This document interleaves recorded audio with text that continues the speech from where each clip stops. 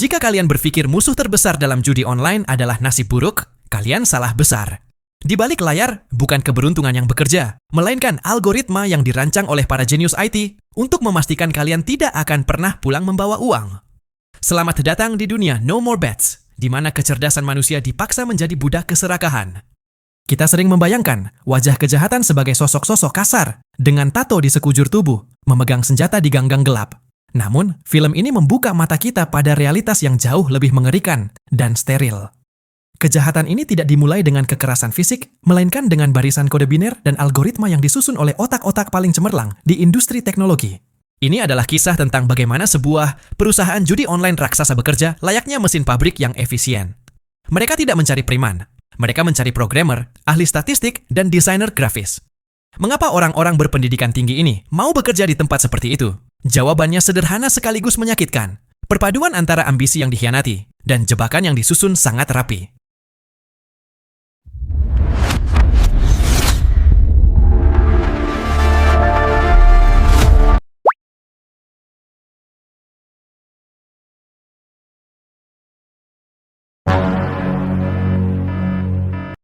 Kisah kita berawal di tahun 2018 berfokus pada sosok pemuda bernama Pen Zheng. Ia bukan pemuda biasa. Pen Zheng adalah seorang jenius IT yang karirnya berawal dari kegelapan dunia hacking. Bayangkan saja, di usianya yang baru menginjak 20 tahun, ia sudah berhasil meretas puluhan ribu rekening bank. Kehebatan teknisnya ini membawanya ke sebuah perusahaan teknologi ternama di Cina. Ia adalah aset berharga, atau setidaknya itulah yang ia pikirkan. Hari yang dinanti pun tiba, hari pengumuman promosi jabatan. Dengan portofolio dan kapasitasnya, Pen Zheng sangat yakin kursi direktur teknis atau posisi strategis lainnya akan jatuh ke tangannya. Namun, realitas sosial menghantamnya dengan keras. Kursi itu diberikan kepada koleganya yang secara kompetensi jauh di bawahnya, namun memiliki satu keunggulan yang tidak dimiliki Pen Zheng. Ia adalah anak dari seorang pejabat penting. Kecewa dan muak dengan sistem nepotisme tersebut, Pen Zheng melakukan tindakan nekat. Ia mengundurkan diri secara tidak hormat setelah menerima tawaran kerja dari sebuah perusahaan rintisan, startup di Singapura, yang menjanjikan gaji berkali-kali lipat. Bagi Pen Zheng, ini adalah pelarian sekaligus ajang pembuktian. Ia tidak sadar bahwa ia baru saja melangkah masuk ke dalam mulut harimau. Rute menuju Firefly, perjalanan tanpa jalan kembali. Singkat cerita, Pen Zheng bersama sekelompok anak muda, berbakat lainnya bersiap meninggalkan daratan Cina. Mereka dipandu oleh seorang pria bernama Chai, agen lapangan yang terlihat ramah, namun memiliki aura dingin di matanya. Chai memperkenalkan dirinya sebagai perwakilan dari Firefly, perusahaan yang mereka pikir akan menjadi rumah bagi impian-impian mereka. Sebelum pesawat lepas landas, Chai dengan sangat mendetail menjelaskan rute perjalanan mereka yang akan melewati beberapa titik transit. Sampailah mereka di sebuah wilayah di sekitar perbatasan Thailand, transit terakhir sebelum penerbangan menuju Singapura. Di sini, Chai memberikan kelonggaran, waktu bebas selama 10 jam untuk bersenang-senang. Di momen inilah, suasana berubah dari harapan menjadi teror. Saat Pen Zheng sedang menelepon ibunya, memberikan kabar terakhir dengan penuh semangat, ia mendengar jeritan dari rekan-rekannya yang berjalan lebih dulu. Mereka dihadang oleh sekelompok orang bersenjata. Insting hackernya berteriak ada yang salah. Pen Zheng mencoba melarikan diri, melakukan aksi kejar-kejaran di tengah kota yang asing. Namun pada akhirnya, kekuatan fisik mengalahkan kecerdasan. Ia diculik, kepalanya ditutup karung, dan dibawa menuju lokasi yang misterius. Langsing. 拉起来！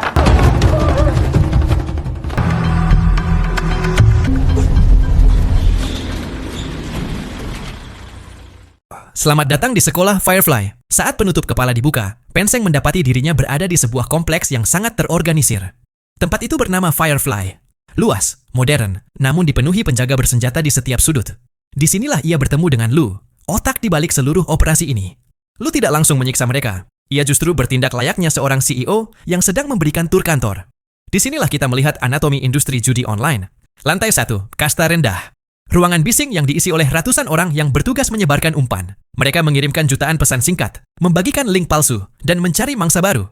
Gaji mereka hanya sekitar 8.000 yuan, angka yang kecil untuk risiko yang sangat besar. Lantai 2, tim intelektual. Inilah tempat bagi orang-orang seperti Pen Zheng. Tim pengembangan website dan aplikasi. Ruangannya sunyi, dingin, dan penuh dengan komputer canggih. Gaji mereka mencapai 30.000 yuan lebih per bulan. Mereka adalah arsitek dari sistem yang memastikan bandar tidak pernah kalah. Ruang judi online, bagian paling krusial sekaligus tulang punggung perusahaan. Ruangan ini diisi oleh wanita-wanita cantik dengan riasan tebal yang bertugas sebagai dealer kartu. atau sekadar teman mengobrol bagi para pemain melalui video call. Kehadiran mereka memberikan sentuhan manusiawi pada sistem digital yang kejam.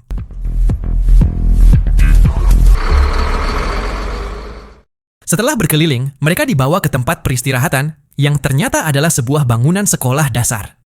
Dan yang membuat bulu kuduk berdiri, sekolah itu masih aktif. Suara tawa anak-anak belajar kontras dengan teriakan penyiksaan di gedung sebelah. Ini menunjukkan betapa kuatnya dukungan orang dalam atau backing yang dimiliki Lu di negara tersebut.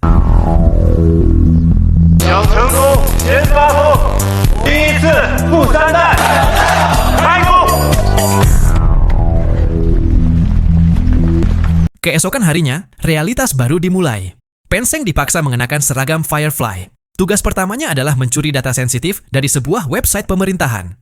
Ketika harga diri Penseng memberontak, Lu memberikan pelajaran. Penseng dihajar habis-habisan hingga telinganya robek.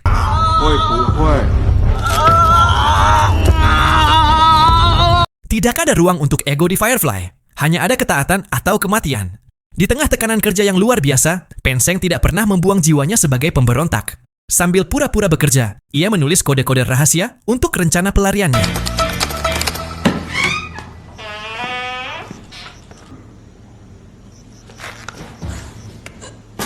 Suatu hari, ia mencoba kabur melalui ventilasi toilet.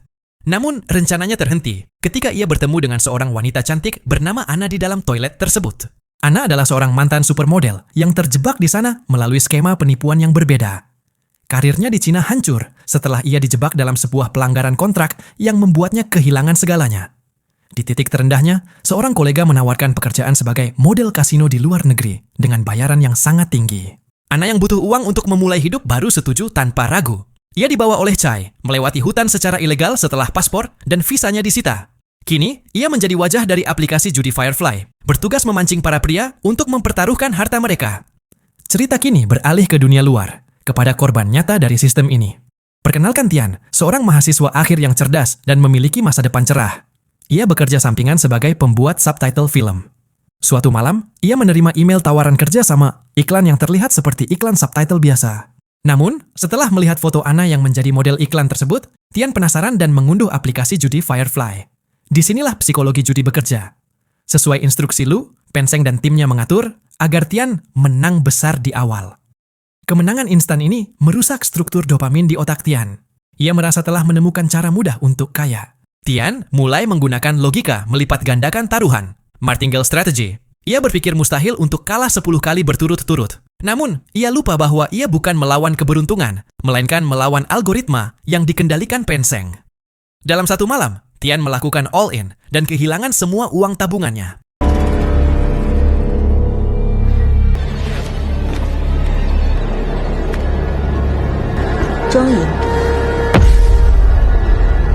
Tim analis Firefly yang melihat profil keuangan Tian tidak membiarkannya pergi. Melalui pesan personal yang ditulis seolah-olah dari Anna sendiri, mereka memberikan bocoran angka rahasia. Tian yang sudah kecanduan merasa Anna adalah penyelamatnya. Ia nekat mencari pinjaman, bahkan di tengah perpustakaan kampus, ia kebingungan mencari powerbank, hanya agar ponselnya tetap menyala untuk memasang taruhan. Ia menang lagi, namun itu hanyalah umpan, agar ia bertaruh lebih besar di putaran berikutnya.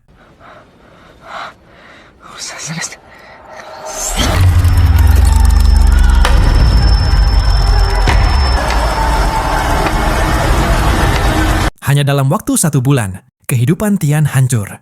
Ia memiliki hutang sebesar 1 juta yuan. Debt collector mulai mendatangi orang tuanya.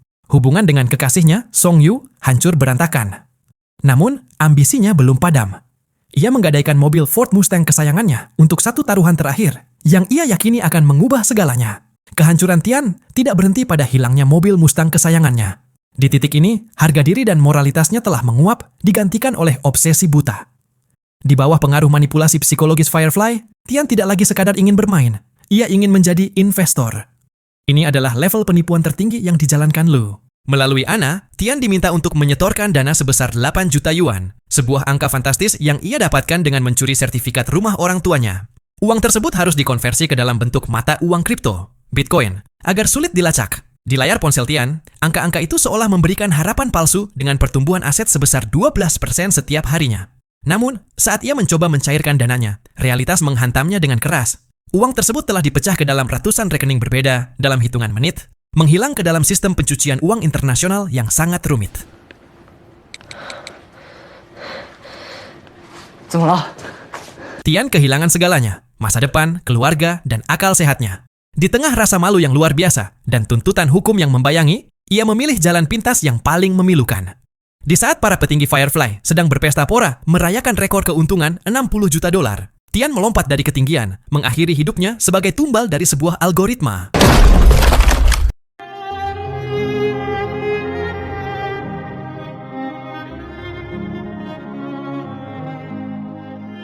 Kembali ke markas Firefly, Penseng dan Anna dipanggil sebagai pahlawan perusahaan.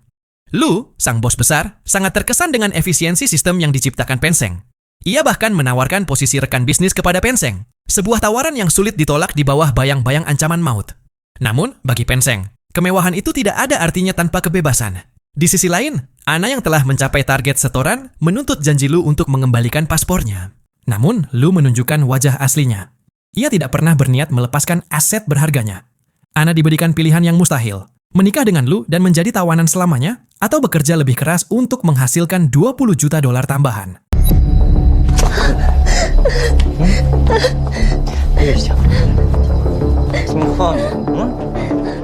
Penseng muncul di saat yang tepat untuk meredakan situasi, menawarkan inovasi baru, berupa sistem otomatisasi yang akan membuat tenaga kerja manual di lantai 1 tidak lagi dibutuhkan. Secara tersirat, ini adalah cara Penseng untuk membebaskan banyak orang sekaligus, meski ia sendiri masih terbelenggu. 调整到一个群，群里面所有的导师号全部都是机器人，应用内置化感，以货配资，效率更高。 Penseng mulai melancarkan rencana pelariannya yang paling berisiko. Ia menuliskan kode koordinat lokasinya pada selembar uang kertas dan menitipkannya pada seorang rekan yang dianggap akan dibebaskan. Namun, harapan itu hancur saat ia menyadari bahwa mereka yang bebas sebenarnya hanya dijual kembali ke sindikat lain. Chai menemukan uang kertas tersebut dan hukuman berat pun menanti.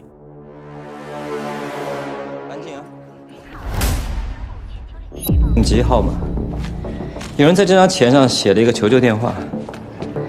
505什么意思？那到底是谁想要？是我，是我写的。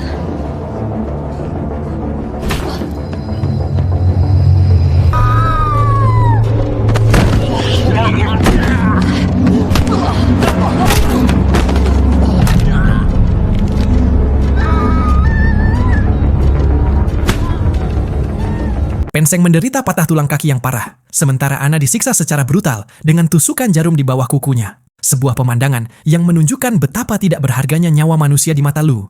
Namun, semangat Anna tidak padam. Dalam sebuah perjalanan pemindahan, ia nekat melompat dari bus yang sedang melaju.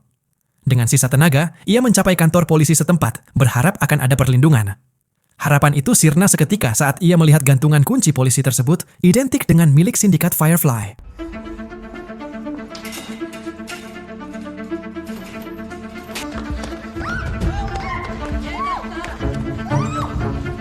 Ia dikembalikan ke tangan Lu untuk dieksekusi. Anna diikat, dimasukkan ke dalam karung, dan dibuang ke laut.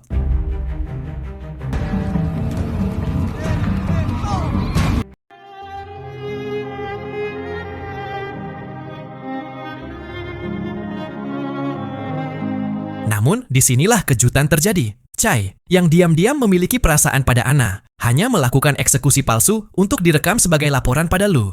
Ia memberikan paspor dan jalan keluar rahasia bagi Anna. Di Cina, kepolisian mulai bergerak. Zhou, kepala divisi anti penipuan, berhasil memecahkan kode-kode yang selama ini dikirimkan Penseng. Dengan bantuan kesaksian Anna yang akhirnya berhasil pulang dengan trauma berat, kepolisian Cina membentuk tim penyergapan rahasia. Mereka tidak melibatkan polisi lokal karena tingkat korupsi yang terlalu tinggi.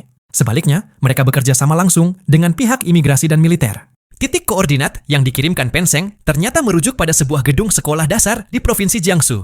Tantangannya sangat berat, menyerbu sekolah tersebut tanpa melukai anak-anak yang dijadikan perisai hidup oleh sindikat.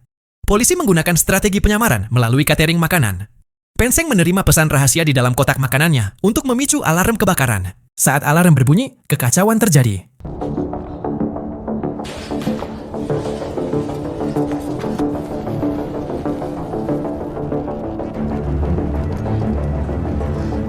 Anak-anak dievakuasi dan pasukan elit menyerbu masuk. Lu menyadari bahwa ia telah dikhianati saat melihat wajah Anna di layar CCTV.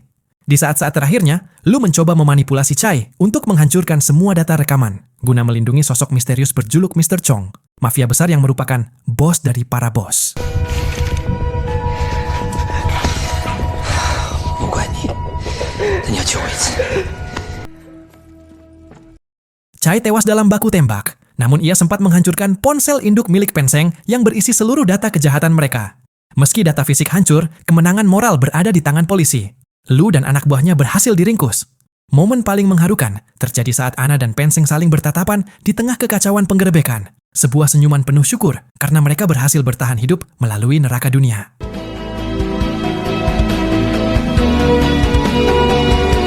Film berakhir dengan penegakan hukum. Lu dijatuhi hukuman mati, Ana menjalani hukuman percobaan, dan Penseng memulai hidup baru sebagai penasihat IT kepolisian, menggunakan bakatnya untuk jalan yang benar. Namun, sutradara memberikan penutup yang sangat menggigit. Di tengah sebuah seminar tentang bahaya judi online, tampak seorang pria di barisan belakang memegang gantungan kunci yang sama dengan milik Lu dan Chai. Ini adalah pesan dingin bahwa Firefly mungkin telah tumbang, namun ekosistemnya masih ada dan terus mengintai mangsa baru. Selama ada manusia yang menginginkan kekayaan instan tanpa kerja keras, selama itulah industri gelap ini akan terus memiliki pasar. Kutipan penutup film ini akan selalu membekas. Mereka tidak takut kalian menang. Yang mereka takut adalah jika kalian berhenti. Karena dalam permainan yang sudah diatur oleh algoritma, satu-satunya cara untuk menang adalah dengan tidak pernah memulainya. Film No More Bets bukan sekadar tontonan aksi thriller biasa. Ini adalah sebuah dokumentasi visual tentang bagaimana industri penipuan modern bekerja. Untuk melindungi diri dan orang-orang terdekat, kita perlu memahami pola yang mereka gunakan agar tidak menjadi tian berikutnya. 1. Jebakan psikologi. Umpan kemenangan. Dalam judi online, bandar tidak akan membuatmu kalah di hari pertama. Mereka menggunakan algoritma pemberian hadiah terjadwal. Kamu sengaja dibuat menang untuk memicu hormon dopamin di otak, menciptakan ilusi bahwa kamu memiliki bakat atau rumus rahasia. Saat kamu sudah merasa ahli dan menaikkan taruhan, all in, saat itulah sistem akan mengunci akunmu dan menghisap seluruh asetmu. 2. Manipulasi emosional melalui personal touch. Ingat bagaimana sosok Ana digunakan untuk mendekati Tian? Penipu tidak hanya menggunakan mesin, tapi juga menggunakan social engineering. Mereka menciptakan profil palsu yang menarik, wanita cantik, pria sukses, atau teman lama, untuk membangun kedekatan emosional. Ketika kamu sudah percaya secara personal, logika kritismu akan tumpul, dan kamu akan lebih mudah menuruti perintah mereka untuk berinvestasi. 3. Bahaya lowongan kerja, gaji tinggi di luar negeri. Kisah Penseng dan Ana memberikan peringatan keras tentang tren perdagangan manusia, human trafficking, berkedok loker IT, atau layanan pelanggan di Asia Tenggara.